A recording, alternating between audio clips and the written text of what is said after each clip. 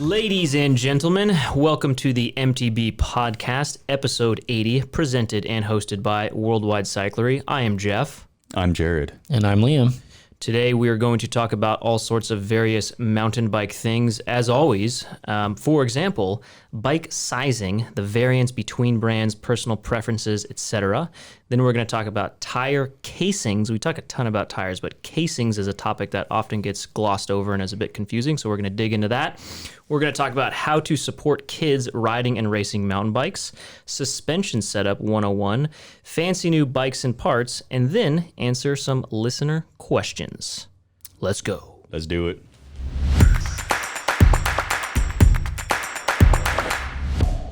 Mountain bike sizing. So this is a very confusing topic, mostly because, historically mountain bikes have been sold in small, medium, large, extra large, and one brand's medium or large is not another brand's medium or large.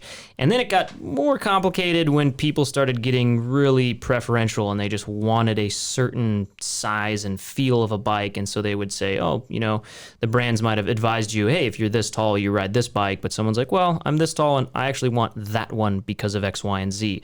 So it got a little complicated in the mountain bike world, and it's kind of increasingly getting more complicated. But we're going to try and demystify that and talk about some of the most important things to make sure the bike feels good and comfortable and fits you correctly. And then how, if you go a step further, your preferences on fit, which then kind of changes the feel and ride qualities of the bike, which is then also separate from geo preferences, right? Like things like head tube angle, chainstay length, wheelbase length, bottom bracket height. Those are geo preferences rather than like actual sizing to make sure the bike fits you. So to start, I will just kind of give you my personal story on it. I'm a short guy. I'm 5'8", and typically I would be on maybe a small, but often just a medium-sized frame, depending on the brand.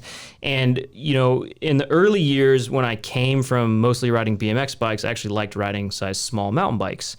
And size small mountain bikes, 10, 15 years ago were ridiculously tiny and had 26-inch wheels, and they're totally different now. So bikes have grown in length, and when you say grown in length, that's basically saying like what a small was 5 years ago for X brand is now way larger than it is, than it was.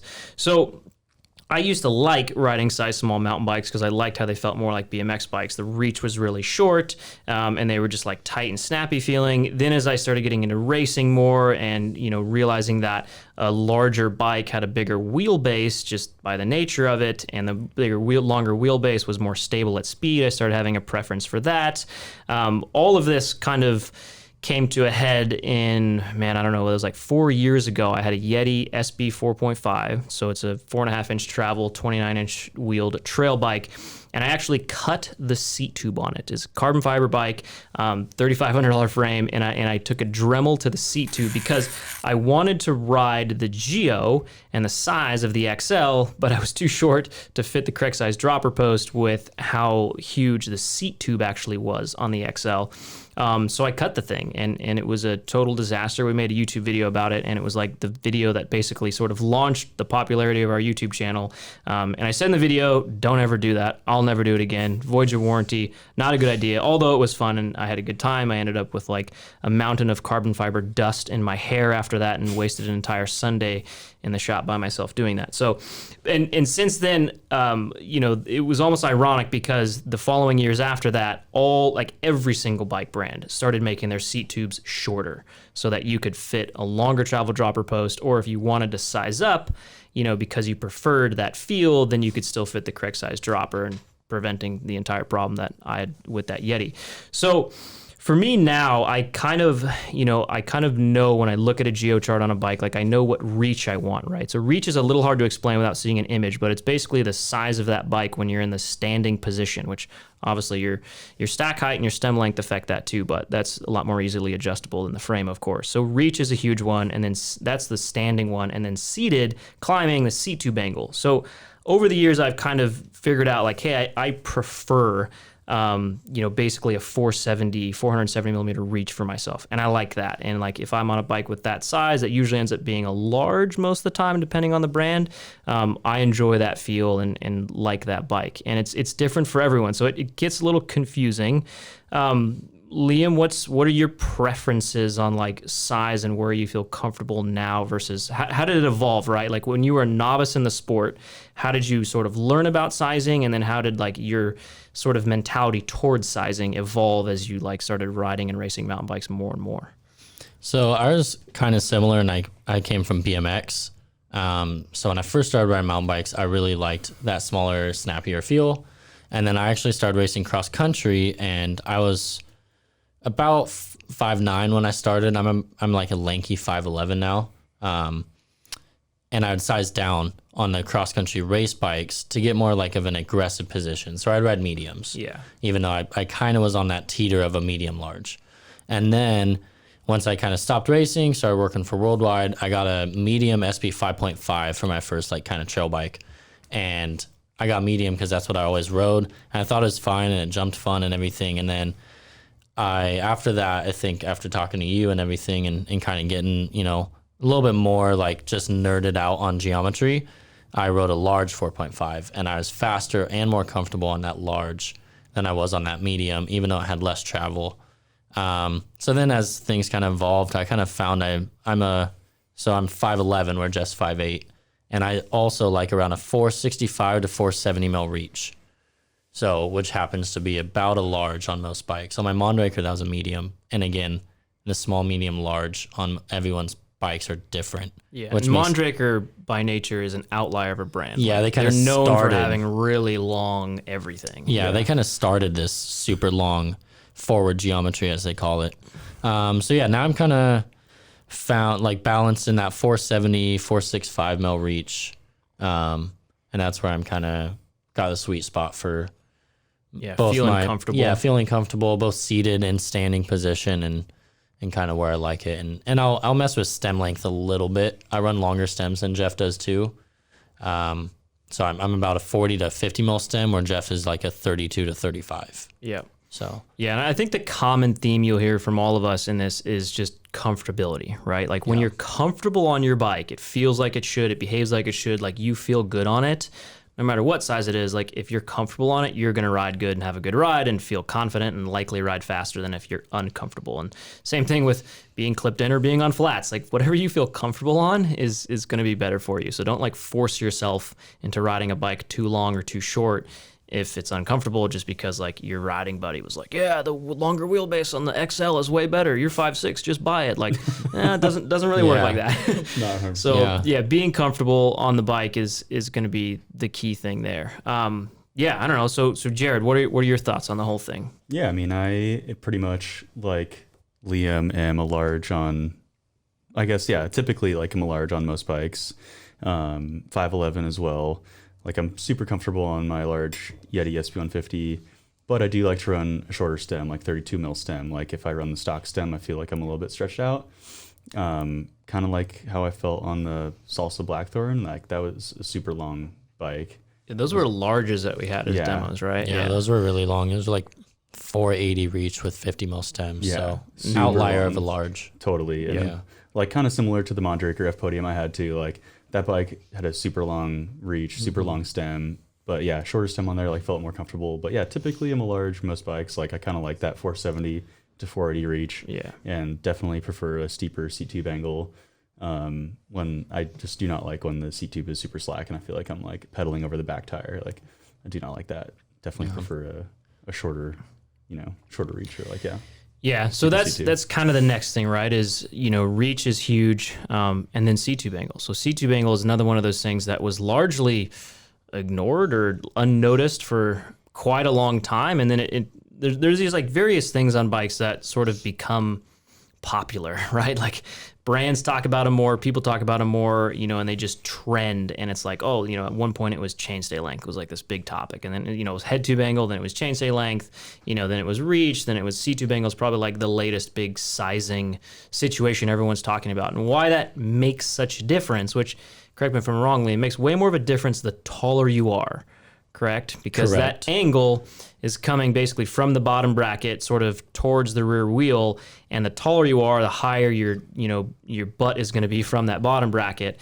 and then the taller you are, you're going to be sitting way further behind the bottom bracket. So that seat tube angle is more important the taller you are. So taller riders complained about that a ton. Yep. And that's kind of where brands started realizing like, we should adjust that. And then they just kind of realized in general, like the steeper we make it, you can take this long travel, 150 millimeter travel bike, and like if you're sitting almost over the BB, you have a lot of power pedaling and can pedal efficiently. And it was like, wow, like steepen that seat tube angle and you can ride this longer travel bike, and the whole thing just feels more efficient. Yeah. It's like, wow, this bike used to pedal like a pig and now it pedals pretty good. So that was one of the big sort of epiphanies I think geometry had in the last probably few years. You think last few years that definitely. Reach combined with seat tube angles. Yeah, those is two huge. together were like one of the major things that made these longer travel bikes start pedaling more efficiently and more comfortably up hills. So that was huge. So I guess we're still a little on the side of complexity here. Yeah. Also, like for taller riders, is that where kind of effective seat tube comes into play versus like actual seat tube? Correct. Yeah. So most geometry charts will only have one seat tube angle. And it's usually the effective seat tube angle, which means it's an imaginary line from the bottom bracket to, most of the time they measure that from a parallel to the ground line from the head tube angle of how the bike sits. So that's not actually where your seat is. Your seat's usually above your head tube angle. So this effective the head, like the top of your head tube, if you draw a straight line back. Correct. This is hard to speak without visualizing, but if you're looking at a geo chart, so this is top easier of your to head understand. tube with a straight line back to where it intersects with your seat tube, your actual, or seat post, I should say. Do your seat post at that point. That is where they measure effective seat tube angle. Now that's different from actual, and it's usually actual is actually slacker. So that also affects a tall rider. So like brand that comes to mind is just Evil. Yeah. Right. So they usually have a pretty steep effective, but their actual is actually a couple degrees slacker. So if you're bigger on the bike, like if I were to ride a medium and I normally ride a large, my actual seat height would extend so far, my effective seat tube angle would be closer to 70 versus the claim 75. So that makes a big difference. Totally. That's huge. Yeah, it is. And that's, I mean, you generally hear, in my experience, like guys and gals like 6'1" plus, especially like 6'3" plus that are like really complaining and loud about seat tube angles, where at 5'8", I don't really care a ton. Like it doesn't I've never really been bothered by it. Like I've definitely noticed the advantages when bikes started coming with steeper seat tube angles, especially longer travel ones. But I don't know, it's not a huge deal at my height. It's more, the taller you are, the more important it is to like pay attention to that metric when you're buying a bike. Especially because you kind of ride a large. So actually your seat is closer to that imaginary parallel line to your head tube angle, where mine and Jared's is a couple inches above it. So, so then you mix your seat tube angle with your reach, and then that's how you are climbing, right? You climb on your bike 70% of the time if you're trail riding. So that's a big comfort thing, and how comfortable you are. Yeah. So this is still gotten fairly complex. So let's give a word of advice. For those of you listeners who don't want to sit there and stare at geo charts for like 7 different bikes you're considering right now. If you can demo a bike, that's the most important thing. If you know what your existing bike is and it feels either too big or too small or just right, figure out those geo numbers, compare it to what new bike you're considering buying. That's another good strategy there. And if you're in between sizes, so this happens a ton. So, I mean, it probably still happens a lot, even with the way bikes are sized now. A lot of, Liam's the same way. Like in my experience, a lot of people who are 5'11", they're like, I could ride a medium or I could ride a large. Like, the sizing charts say like the medium goes up to 5'11" and the large starts at 5'11". That's a very common question. And my answer to that, as long as you can still fit the dropper, if you were to get the large, you can still fit the size dropper you want on there, is what is your preference, right? So like, what are you riding now? How comfortable do you feel on it? The large bike is just going to have a little bit bigger reach, not by much. Like most bikes from a medium to a large are not even an inch, right? It's like 3/4 Yeah. Like You know? 20 millimeters. Yeah, right? 15 20 quarters of an 20 inch, mil. 15, 20 mil. Yeah. So Which it's, people are like, oh, that's only like this much. We're like, well, yeah, that's a huge difference. yeah. So, you know, if the smaller bike's going to feel a little closer in, a little more nimble, a little more upright. The longer bike might be a slight bit more stable at speed because the wheelbase is going to be longer, the reach is going to be longer. You know, that's kind of the theory of long bikes in general. So if, you know, you just have to kind of think about that. What kind of rider am I? Do I always keep the wheels on the ground and I ride fast and I'm worried about stability and I want to like make sure I feel roomy and comfortable? Cool, go with the large. If you're like, you know what, I like to do cutties and just I'm popping everywhere and I jump, like, yeah, you might want to actually end up going with the medium then if you're in between sizes. So, hopefully that didn't make it any more confusing, but reach is important to know. You know, the easiest, I think some of the easiest things, what are you riding now? Are you comfortable? Look at that versus the new bike you're considering. C-tube angle, the taller you are, the more important that is to pay attention to if you're buying a new bike. And, you know, again, it just all boils back down to what you're comfortable on. Like if you're comfortable on the bike, you're going to have a good time and it's going to be all right.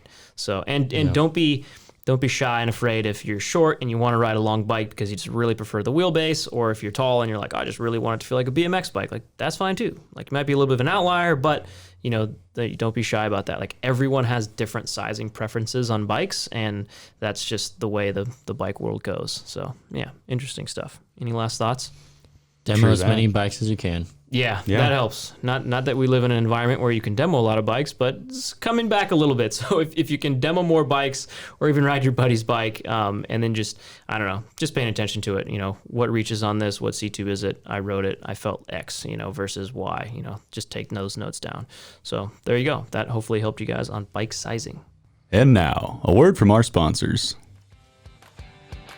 G'day mates, this is Jack from Down Under. I've got the best Australian mountain bike cornering courses you've ever seen. Everybody knows Australians corner the best on every mountain bike, every race. It's world renowned and we can teach you how to do it. We've got online courses and in-person courses in Perth, Australia. Check us out, jacksaussiecutties.net. And now, back to the show. Hey, I kissed curb too, okay. Yeah. It happens. Blew up a I-9 rim. Embarrassing. God, that's a funny story. Let's talk about that actually. Oh, Okay. no. Oh, yeah. Here we go. Oh, no. Tire casings and why they matter a lot, right, Jared? Yeah, that's correct. Yes. So tire casings often overlooked because people are more concerned about brand and pattern and width, but casings really make a difference. And we were just joking about how Jared did you even attempt to bunny hop the curb, or did you just... That was the problem. I did attempt to bunny hop the curb. So, the story gets more embarrassing. Okay, so there's this, you know, this curb and this uphill near a trail that we like to ride all the time, and really the best way to do it is just to roll the curb, but I decided it'd be a great idea to try to bunny hop the curb, and I just came up the tiniest bit short, just so my tire interfaced perfectly with the edge of the curb, and then proceeded to blow out my tire instantly, and then also blew up my rim, and I was walking home after that. So was it a carbon wheel set? Or? No, thankfully no. It was Industry 9 Trail 270 24 holes. So still like a $1,300 wheel set that had caused some damage to, just of a... But that's because I was just getting a little cocky. Yeah, it probably had like a pretty light tire on there. I think it was a WTV Trail Boss with the light casing, and but yeah, just cased the hell out of the curb, and just I was so embarrassed. It happens to a lot of people. Yeah. So don't feel too bad. I felt really bad. There's a number of like weird spots where we ride most of the time that you cross roads and there's curbs, or you ride through a parking lot for a segment from one trailhead to the next, and you got to bunny hop some curbs, and people make mistakes. But it's the same kind of thing. So the tire casing is how thick that whole casing is, and if you do something like hit a rock, of course, or a curb, that's gonna maybe determine if that tire is gonna snake bite and slice a hole in the sidewall versus not. And this boils back down, in my opinion, I think, we've talked about this a bit in videos in the past, and the lighter you are, again, if you're not prone to denting rims, you can probably get away with lighter casings. If you're prone to denting rims and you're riding really rocky, fast trails, then you should probably step up to thicker casings. Like, the whole thing can kind of be summed up in that. I guess where it gets a little confusing is that every various different tire brand has got a different terminology, which is so confusing.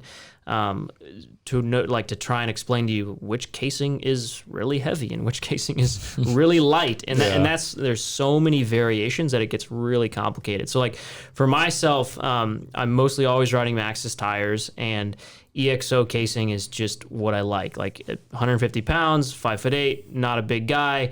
I'm usually pretty smooth on the bike, and I'm not usually riding like crazy burly trails. So EXO casing on like all my Maxxis tires is fine. Like I don't really have an issue. I'm not really pinch flatting, extremely rarely. So like it's all good. I'm not prone to denting rims. Then you have what? EXO Plus. Yep. Then double down. Then double down. Downhill. Then downhill. Okay.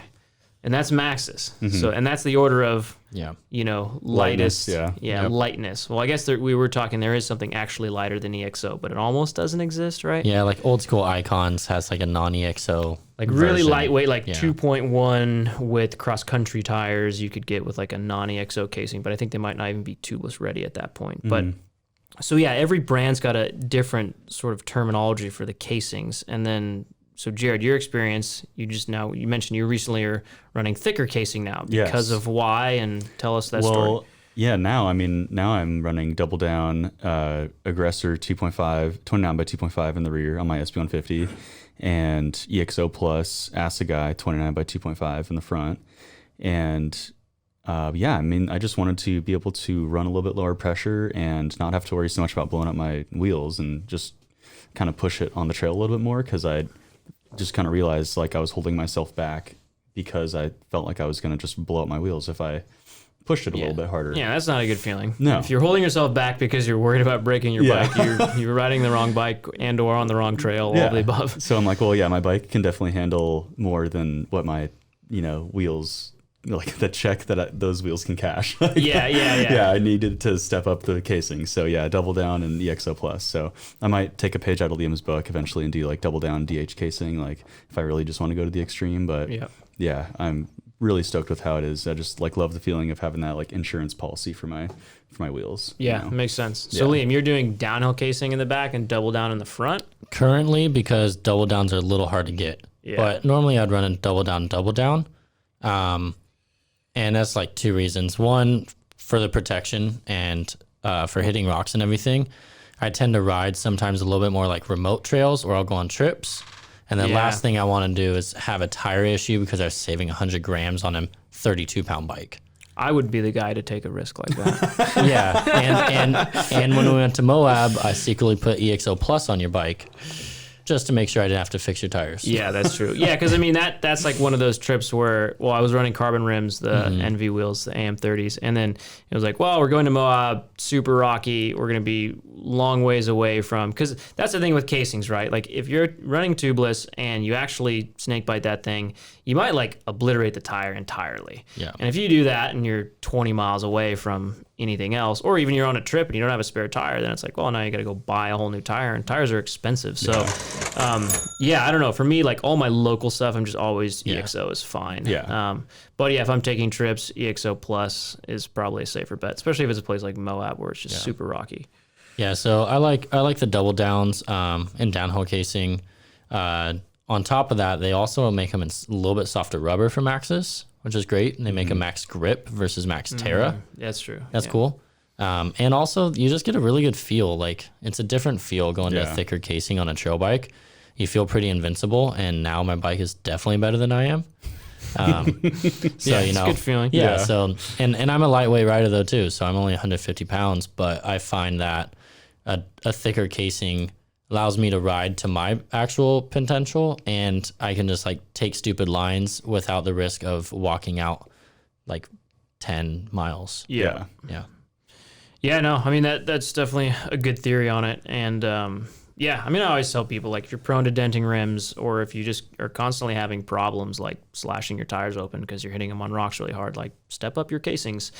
And the terminology is the most confusing part. That is, yeah, and your terrain matters too. You're riding in, PNW, you can run EXO with a bunch of PSI and you'll be fine. Yeah, you're riding kind of Arizona, a lot of kind of sharper stuff. Sedona, Phoenix. You'll bump up your tire pressure. Yeah, and run a thicker casing. Yeah, and that's kind of how you're gonna kind of survive those kind of trails. Yeah, terrain plays a huge role there. Absolutely. Yeah, I mean, I think in a shortcut, we talk a lot about Maxxis because that's kind of the dominant player in the mountain bike side of things in North America at least. But if you're running other brands, usually they make it fairly clear. I think WTB is probably the most clear, right? They have they just literally call it light and tough. Yeah, so that's what I'm talking about. You understand that? There you go. Yeah. But the shortcut for other brands, Continental, Schwalbe, E13, Terravel, is look at the weights usually. That's my dead giveaway. If you're on their website, on the tire website, and it's the same, if they're both 2.5 inch wide and both say 29 or whatever, it's the same exact diameter and width tire, and one is 80 grams heavier, 200 grams heavier, usually 100 150 grams for a decent step up in casing. Yeah, so that'll tell you okay, the heavier it gets in the same exact size just means the casing is thicker and the same model tire. So yeah, usually brands try and explain what's going on there, but it takes some patience to sit there sometimes and read all of that stuff. Absolutely. Speaking of other brand tires, by the time this podcast goes live, we may or may not have already launched a YouTube video about basically other brands of tires except for Maxxis, right? So just other cool brands that are out there. There's a lot of other good tire brands. Maxxis has a huge share of the market because they really do make some great tires and a great product and a lot of options. But there's other brands out there for those of you that don't want to ride that Maxxis train and have that yellow logo.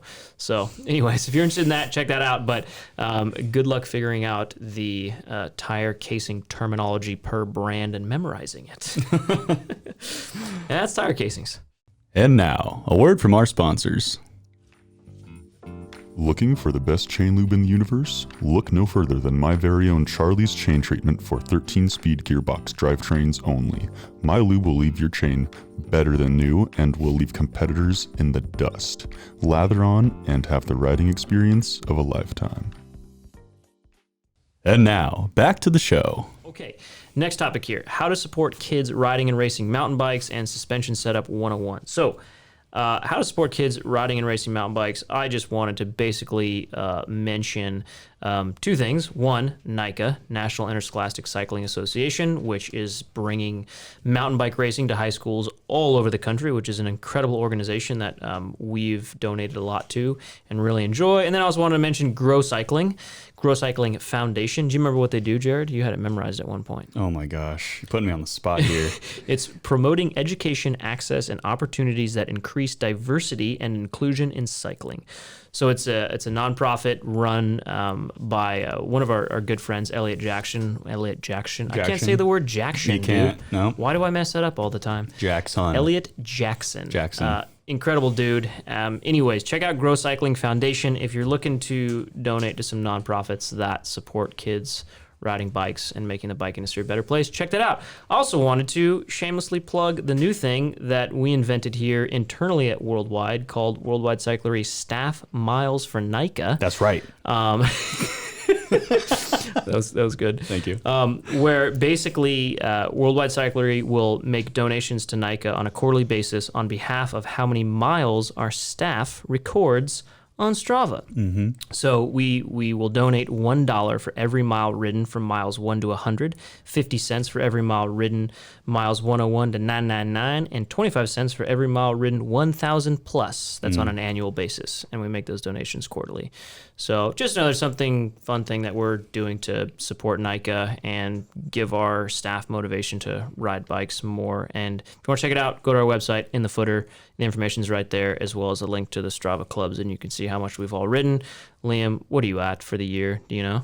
Oh, I don't know. I'm really bad at Strava. I upload like once every other week. Oh, I see you got one this week. Morning ride, 23.8 miles. Oh, there you pretty go. Good. It's on the page right now. Latest rides. I did upload this morning. Ooh, okay. Yep. So I'm up to date. Jared, you're on there too. 9.5 miles. I am almost at 400 for the year, and these legs are feeling pretty good, so you better be ready to dish out some cash. Well, you're not getting the cash. NICA is. Hell, I know they are. I know they are. You better be ready. We are ready. Awesome. So anyways, that's just a quick mention on some feel-good things, some feel-good ideas. If any of you are out there wondering, hey, I've got an extra $20 I want to throw towards a good cause, NICA, Grow Cycling Foundation, those are a couple of really good ones out there in the bicycle world to consider. Oh, yeah. Next up, Suspension Setup 101. So we just recently came out with a YouTube video all about that, which I think it was 18 minutes long. It was really long. I was in it. Yeah, Liam does a whole video. It's basically, if you've got air suspension front and rear on your mountain bike, and you need to know and understand what pressure to put in it, your sag, your rebound, your compression, it covers all of that. It is a 101. Suspension is so complicated that we made this. It's hard to make videos like this because some of the feedback we got is interesting. Whenever we make a tech tutorial, especially one on suspension, some people say, "Hey, this was amazing. It hit just right." Some people say, "Hey, this is boring. I already know all this, dude. Like, let's talk about tokens and high speed and low speed compression balance." And then other people are like, "This was cool, but it's still over my head. Like, could you dumb it down even more?" So it's kind of impossible to make a suspension tutorial video that hits everyone correctly, but we tried our best with this one. And I don't know, Liam, in 30 seconds to 1 minute, like, how do you set up your suspension? I start with air pressure to get sag, and I start with the rear shock first, then the fork, because if your rear shock is really low or really high, you won't really get the right weight balance on the fork. So then you do air, then I go to rebound, because you can pretty much just do air and rebound on most bikes. And that's how most bikes, I shouldn't say most, that's maybe 50% of bikes only have an air and rebound adjustment. They don't really have compression. Then third, I go into compression and start dialing that in. And yeah, pretty much it's just a base setting. It's not expert by any means. There's probably better videos out there, but people asked us over and over and over to do one of these. So we try to do our best to kind of give you guys a baseline setting, things to look out for, and kind of just a guide to get you in that starting position. And it's just a starting position from where you can tweak kind of from there. Yeah. Cool. Liam, sorry. Yeah, I was going to ask. So one thing people were asking is when you're setting your sag, do you leave your compression open or closed? Oh, yeah. A lot of people ask that. Compression open. Compression open. The other thing people are asking, well, what the heck is open and close? Open is... I think that was in the video, but people, all the way people like to ask. Counterclockwise, like you're loosening a bolt. Off. You're off. Yeah, you're taking a bolt off. You're essentially unwinding, to think of it really easy, you're unwinding a bolt to allow oil to flow through a channel. Right. Yeah. So open to set sag. Right. Yep. And then you dial it back, close it off, and then go to your desired compression settings, basically. Correct. Yes. Once you then count your compression clicks or positions from fully closed. Right. Yes. Sweet. Yeah, so that's all there in the video. And Sweet. I think, I mean, for the most part, a lot of people really enjoyed that. They thought it was good. Some people did say, like, a friend of mine was like, "Man, Liam's too good. He guessed so close to the air pressure first try." He's like, I sat there and tried like 9 times to get the right air pressure to even get close to the sag I was supposed to get, and it took me a lot of tries." And I was like, well... Okay. Yeah. That's when the Yeti setup guide helps quite a bit. Yeah, usually bikes have setup guides or the fork has on it. Yeah. Or like a RockShox has that one, Fox, Yeah, and now the Fox, they're both really close. Fox and RockShox setup guides are like... RockShox has an app now, right? Don't Trailhead? Trailhead? For the forks, not for shocks. Okay, Right, yeah, gotcha. just for the forks, yeah. Yeah, those are really, they get you really close. Yeah. So Here's another confusing thing that I think, kind of the novice or just entry-level bike rider is going to be confused by, is that different forks require totally different air pressure, right? So one fork, just because the size of the chamber and the amount of travel it has and the brand it has, like you might be like, "Oh, I'm riding XYZ fork and I use 50 PSI." And like now you're on a different fork, you could now be using 150 PSI, like totally different. And it could be the same brand. So yeah, it could even be the same brand, just different model, different travel, different amount of tokens. Yeah. RockShox Lyric, I used to run like 73, 75 PSI. Now the RockShox Zeb, I'm running like 51, 53 PSI. So drop like 20 PSI for the same sag. Yeah. So yeah, and that's like exacerbated with rear shocks, right? Because rear shocks, not only the shock is different, but then the bike's like actual leverage ratio is totally different. So it really throws things off. People are like, "Oh yeah, just put your body weight in there." Like, nope, absolutely not. That does not work. you can do body weight Might work on one to bike. test where your sag is at. That's a good starting point for your shock. Yeah, there you go. Yeah. That's a good idea. Yeah, If you're like body weight. totally clueless, put body weight pressure in there and then just sit on it, and you could get 10% sag or you could get 60. Yeah. You know? Just go from there. So Yeah, but that'll give you the idea of kind of where to start. So Yeah. I mean, I guess the thing there I think that's important is that like it is complicated and it's important to get right. You don't have to get it brilliantly perfect. You don't have to get it perfect first time, but if you have your suspension dialed in and you know and understand what's happening with it, it can really make that bike perform better, therefore making you more comfortable and have more fun, which we ride bikes to have fun. So it is important to get your suspension dialed. So it's one of those things that is really necessary for you to, as a rider of any level, to invest the time watching YouTube videos and learning the stuff and playing with it. I think 2 things on that. You're not going to get it dialed the first try. Like not even close. Oh yeah, no way. No, it takes like years to like Takes really a while understand what's going understand and know your preference, and from your base settings, how we did in the video, write that down and continue writing down each change you make. So that, and then I think it's almost more important if you're a novice rider or even a mid-level rider to really focus on suspension setup, because that's going to make a huge difference in your traction and riding ability. Or if you're just a talented dude or girl, and like you can kind of ride past suspension, you know? Yeah. So, yeah. Yeah, it's an advantage. Like if you have properly tuned suspension and your buddy next to you is the same skill level does not, like you will have more traction and like a way better performing bike everywhere on the trail. And a better ride. Yeah, exactly. So suspension setup, it's complicated, but you know, it's not too crazy. Don't get intimidated by it. Watch some videos, test some things. And yeah, like to Liam's point, writing things down, I have for I think over 10 years or maybe over 15 years, I've kept a Google Drive doc where I have all of my suspension and various related bike things set up. So like my actual saddle height, the center of the bottom bracket to the top of the saddle, and then I have like all the various different bikes that I've ever had and the air pressure that's in what fork and what shock and how many tokens are in there. And I just jot all this stuff down, and I've just kept it historically, so I could always look back at it, reference, that is important. I mean, that's a little bit taking it to the next level, but it's also really helpful, especially if you're riding different bikes often, or you're upgrading a lot, or you're going to demo a bike, or you're trading bikes with your buddy, whatever. So the more you can actually like keep a record of that stuff somewhere, kind of like tires you use and tire pressure, like those are things to write down. Do you have that written down, Jared? It's all up here. Oh, see, don't be that guy. And I forget Write all the things time. down. But it is like to a certain extent. When you change stuff a lot, it does vary. Like Liam's point earlier, on my 115, like the pressures. I'm running like 100 and something psi in the fork, and on my Zeb on my 150, it's like 70 psi. Yeah, totally. So it's like I should be writing it not down. Not even remotely 100%. the same. Yeah. No, not even remotely the same. Yeah. So should definitely be writing it down.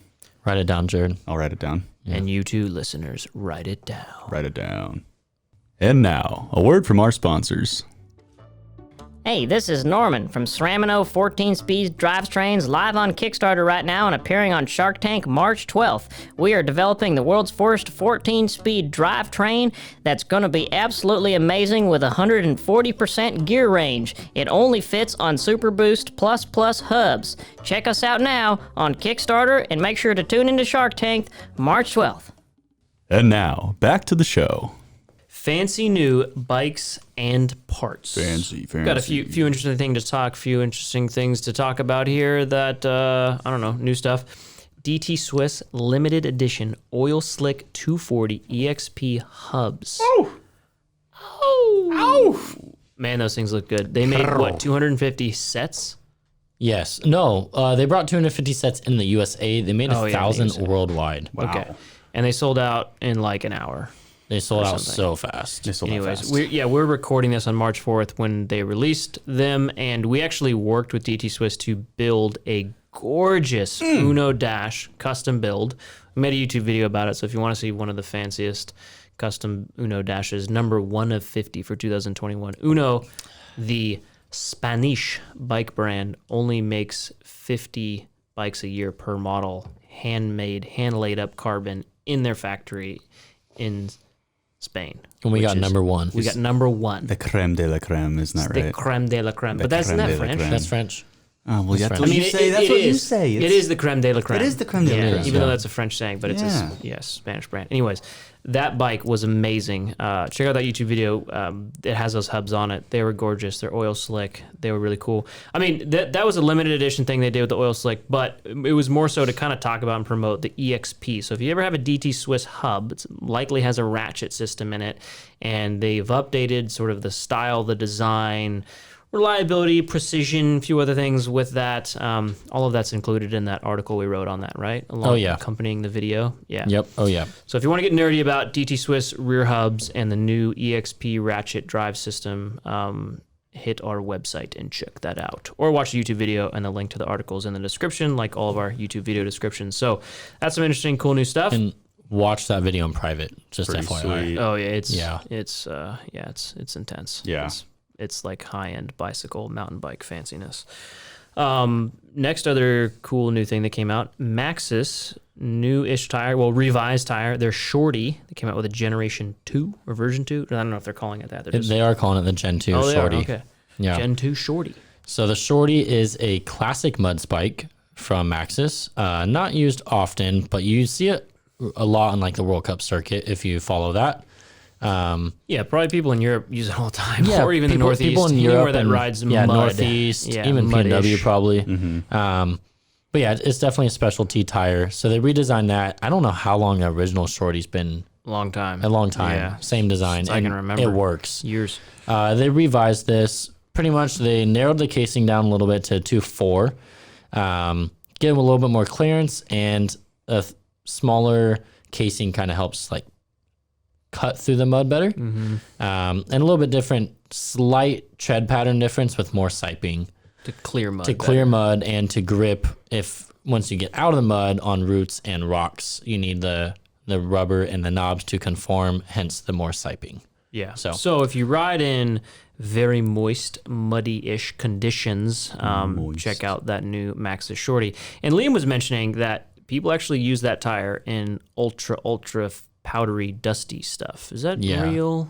It is. Like EWS Chile, says they'll it's run real. it. I could see running in it like Mammoth at the end of season. Yeah. So EWS, Enduro World Series. Yes, mountain EWS. mountain bike racing in often Chile. do one in Chile near this time of year because it's the end of their summer. Yeah. And With some very fine, powdery, deep like dust. silt. Yeah. Yeah. Like it looks Yeah, maybe insane. a mud stylish tire like the Shorty would work in that. Yeah. I've not tried that, but Yeah, I've ran one like a handful of times when it, we got our occasional rainstorm. I'm like, oh, I can pull out the Shorty, throw the Shorty on for like a week, It's like fun, But yeah, that's your review from someone in Southern California it's talking dry, about mud tires. I'm not reviewing it. We're just saying it's a new there great you tire go. from Maxxis. Yep. All right. Next up, the Deviate Cycles Highlander 150. So Deviate Yes. Cycles is one of the few brands with A high pivot trail bike.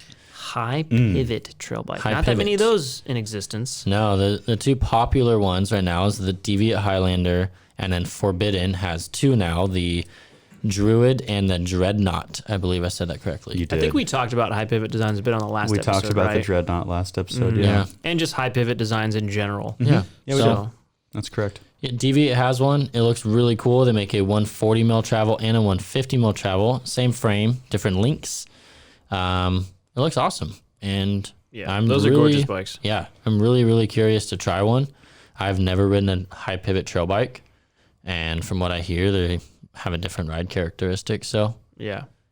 Yeah, no, Cool those, stuff. Those look rad. I would love to try one as well. Yeah, agreed. Latest and greatest, interesting new stuff. I think we should do that more with this podcast. We should make sure to always include like all product releases of all kinds, because sometimes it's hard for us to make videos on everything and write articles on everything. But the podcast would be easier to just inform all of you mountain bikers out there listening that new cool stuff has come out. Speaking of which, Yeah, well, I was The going to say, I pivot. think you're right, and I think Deviate should send us one to ride. yeah, yes. That would be nice. Pivoting on. You're right. Pivoting. Pivoting to the next and final new product that we're going to discuss, the Pivot Trail 429. The new new one. 429. What are they the calling new it? one. 2021 They or like call it, it's V just version something or just like 2021. It's the new one. it's the new one. It's the It's one just you the new want. one. It's the latest one, the one you want. The one you got to get. So this one is a 29er, but you can also run 27.5 plus because it has Super Boost plus rear spacing. You could run a 130 or 140 millimeter fork. Oh, am I getting you riled up on the Super Boost? We're getting riled up on the Jeff Super and I Boost. are biting our tongues on that one. Super Boost Plus. Wait, what is Super Boost Plus versus Super Boost? It's the same thing. It's just it's 157. What does the plus have to do with that? I don't know. That's what they call it. Just Super Boost Plus because you can run whatever you want. You can run the 29er. Oh, you could ride 27 You can run plus? Is that what that 27.5 means? plus. Not even we know what that is, and we literally work in the bike industry 10 hours a day. You know what? It is what it is, man. DJ Pineapple is just shaking his head, laughing at us. But That is what it is. I can tell you Yeah, this it bike. just means you can put a plus tire on It's it. got the Super Boost on it. It's got a 66-degree head angle in its lower setting and a 75-degree seat angle. What's it travel? It's 120 You didn't even mil say rear that. travel. I did say that. You weren't listening. Whoops. Yeah, 130 to 130. Excuse me. Oh, yeah, 130 to 130 fork. 130 to 140 millimeter fork. You can run either size. okay. You could run a couple Gotcha. different wheel sizes, a couple different forks.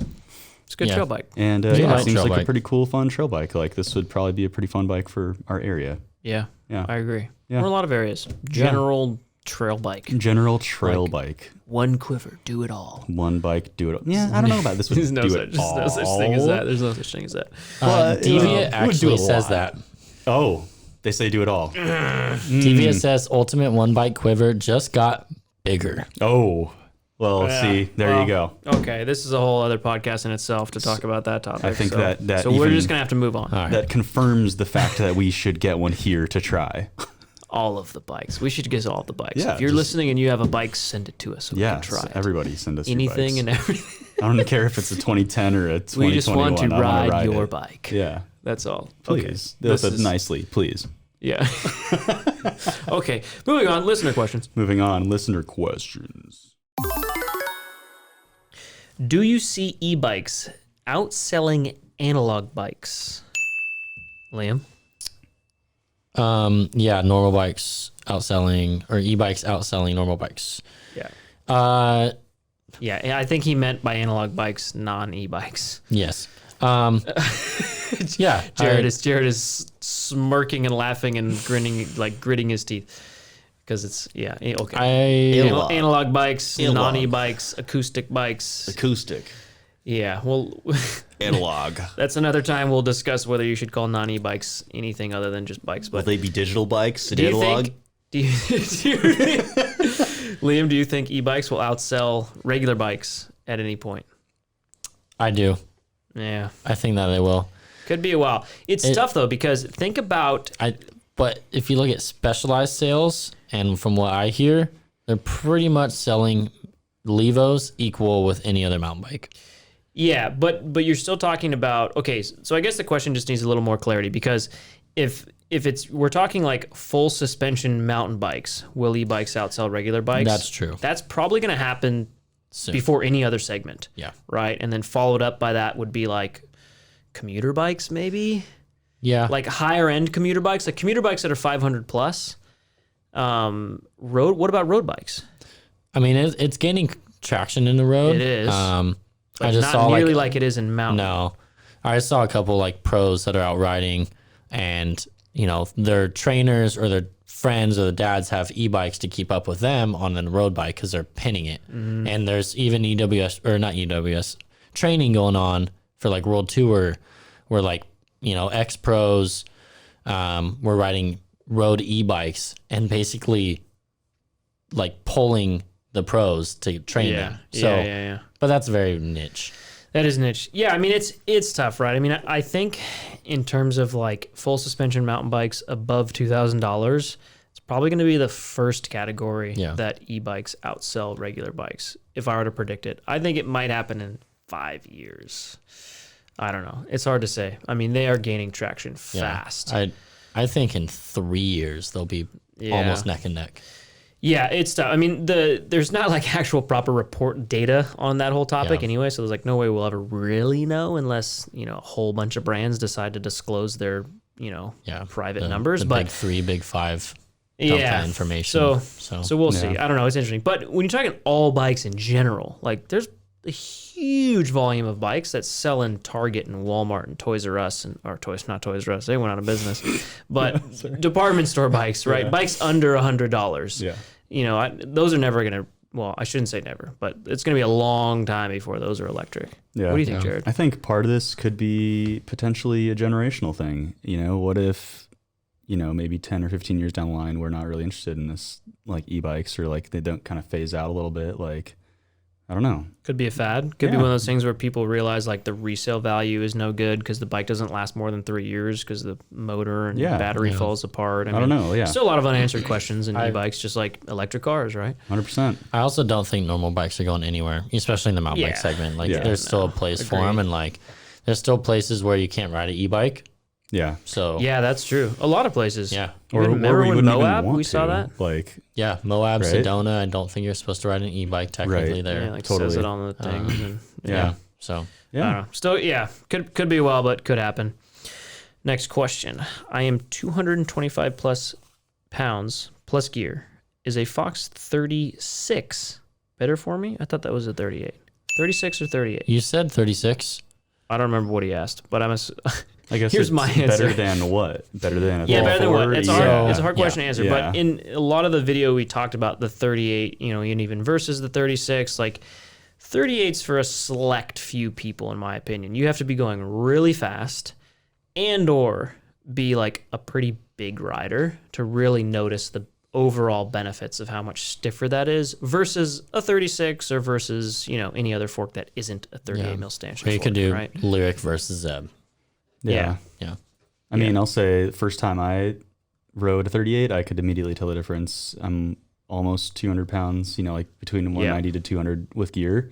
And I could absolutely tell the difference first time, like the front wheel traction and just the overall like front end compliance, I guess. Like like the precision of it, because Yeah, you have no 100%. flex in any direction. So it's like riding a dual crown downhill fork. Yeah. Like it's so precise when you point the wheel and turn the bars, and the responsiveness you get from it. It's 100%. Yeah, it is pretty shocking. But I Yeah. mean, and that is more of a noticeable difference the bigger you are and the faster you're going. Right. Probably more so the faster Or you're the going. technical of the trail, Yeah, that too. Yeah, if it's really technical. right? Yeah. I mean, it'll just be a little more weight, Just that front end is going to track real nice. Yeah. So dig into, there's been actually a good bit of YouTube videos and topics covering like 36 versus 38, which kind of go over that same kind of thing. So Yeah.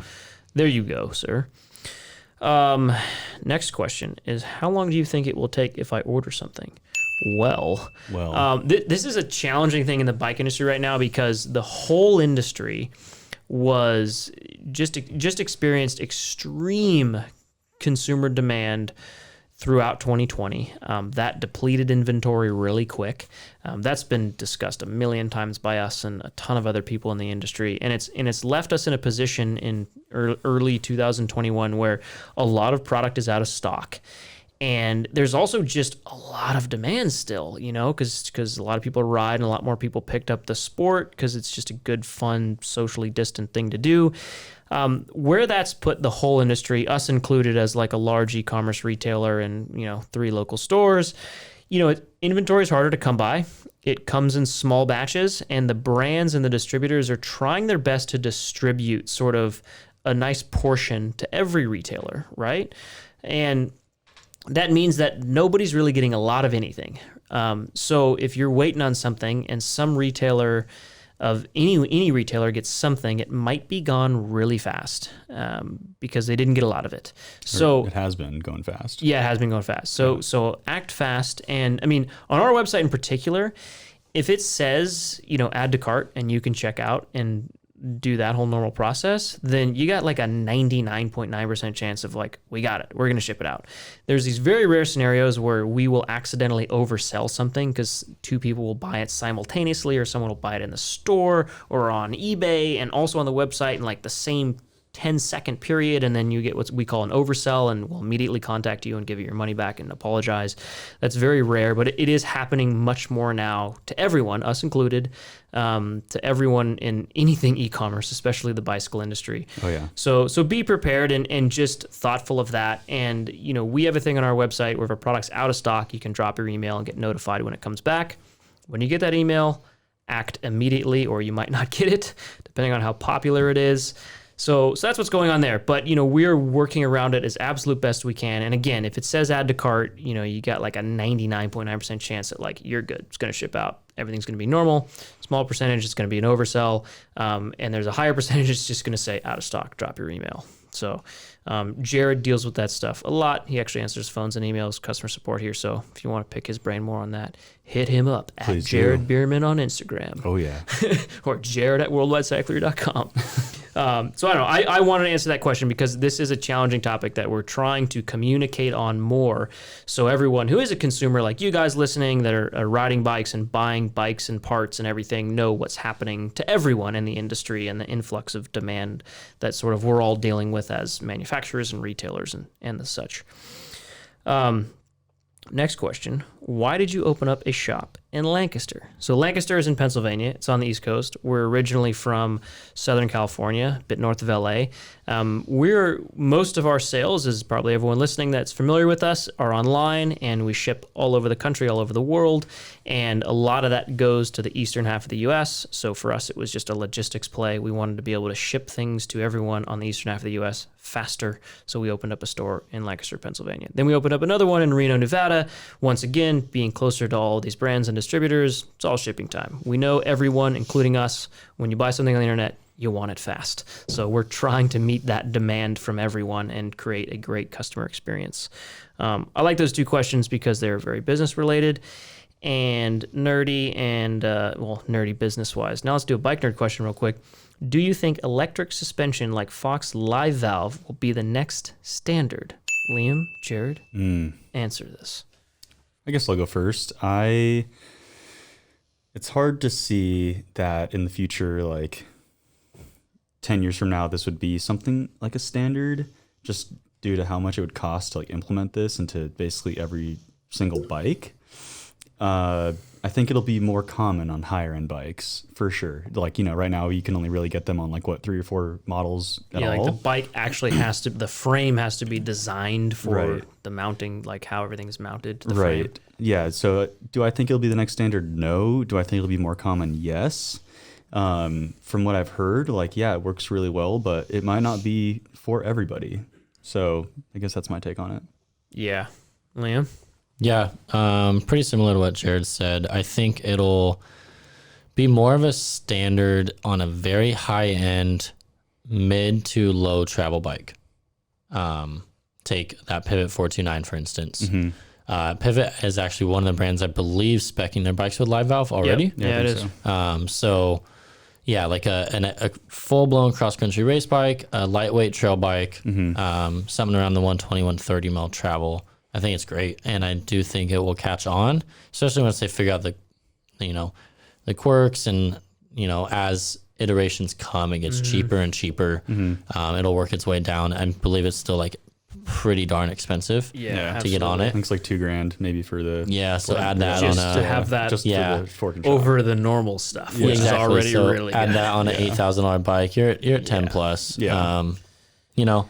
And whether it's going to be a standard, whether it's going to like really, really improve your ride, not sure yet. It's not kind of too early to tell, but I think it has its spot, and I think for certain situations it could be a standard, but I don't think you'll see it on any big travel kind of bikes as a standard in the next 10 years. Right. Yeah, I'm I definitely agree with what you guys said, but I'd also like to add that I think it's like a diminishing returns thing. So I think it's one of those things that, I mean, the difference between the highest end Fox suspension right now on your bike versus that same suspension with Live Valve, I mean, better, maybe, yes, certain cases, sure. How much better?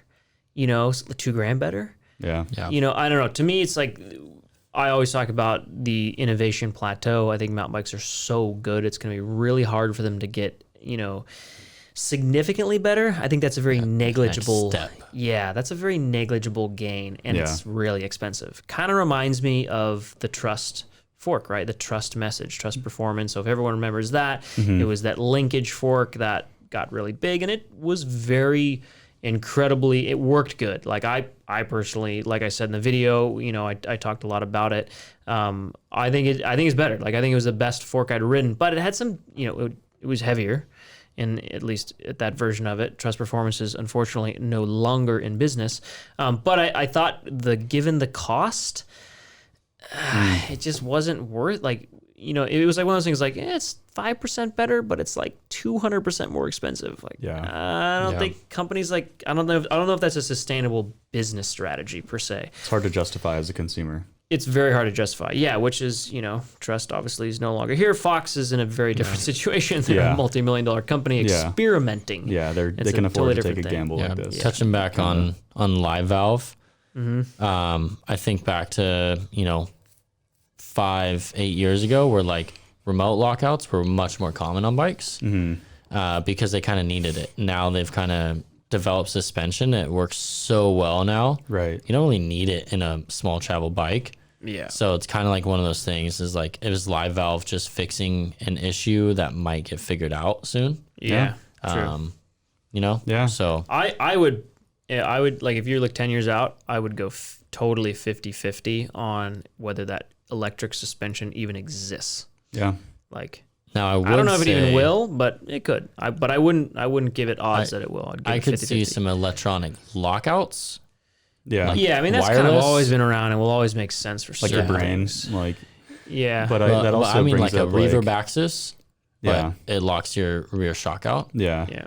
with a little unit. I could see that being I would take that for sure over quicker, easy to install, you know, probably won't cost $2,000 because it's not monitoring it. You're monitoring when you want to do it. Yeah. But it'd be really clean and really easy to put on a bike. Yeah. I mean, I'm thinking like if you have Live Valve, what are the things that can go wrong with this system? Like when you take your bike into a shop, like, hey, my Live Valve isn't working. Like, You're the worrier guy. yeah, like what do they do? Like, how do they diagnose and fix your Live Valve? Like, you're gonna have to send like your whole bike into Fox. I mean, that's like, kind of what happened to cars, though, right? Cars used to be very mechanical, and now like any modern car, even in the last like 15 years, is like you're a software programmer. You're right. Like you're a software guy more so than a mechanic. It's, Yeah, most cars are mechanics are actually called technicians now. yeah. Because of that. So. Yeah, it's true.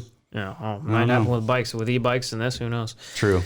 We'll see. The future will be interesting. Absolutely. The last question we had, which I asked Liam to write down, was something about like, do we have any job openings? And he didn't write that down. He just actually wrote down the current job openings we have. Correct. But the answer is yes, we do. Do you have any job openings? Yes. Yeah, the answer is yes. We have if you go to our website and you scroll down to the bottom in the footer of the site, we have a thing that says we're hiring. You can always drop your resume there. If you're interested in working for us, we would love it if you could drop your resume. We're kind of always hiring. We have 3 locations, and we're hiring for different positions in different locations at different times. Currently, we've got 3 spots open in California: a mechanic position, a warehouse lead position, and a customer support / retail store position. So, drop us a line. We're kind of always hiring, and we're always expanding the team and trying to build a great company culture here. So that is it for episode 80. Thank you very much for listening. If you've made it this far, we would like to say Thank you. We love you. We love and you. we love you. Yes. And please rate and review this podcast wherever you listen to it. Everyone's looking at me laughing. Please rate and review this Thank you for podcast. listening to the MTB Podcast presented by Worldwide Cyclery. See you guys later. Peace. Later.